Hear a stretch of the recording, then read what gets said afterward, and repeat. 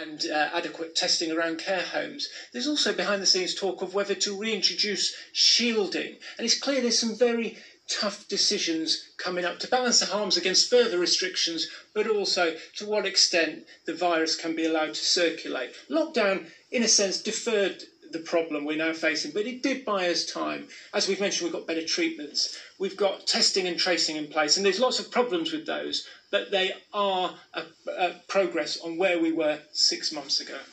Nick, very interesting. Thank you very much. Nick Triggle there, our health correspondent.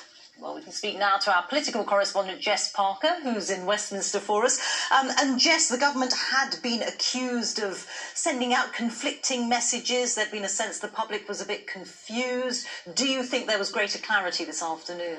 Yeah, I mean, certainly Boris Johnson even acknowledged, didn't he, that from feedback from police and members of the public that the message had gotten a little bit confused. And the concern there was, of course, that perhaps some people wouldn't know what the rules were. All those rules have become easier to ignore. So he seemed to coin another new phrase that I suspect we'll hear quite a lot about now from ministers over the coming weeks, the rule of six.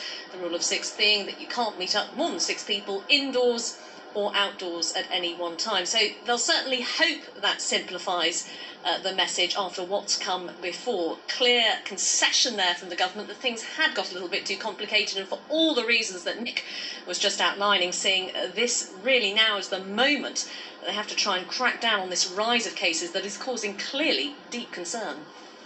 OK, Jess, we'll leave it there. Many thanks, Jess Parker there.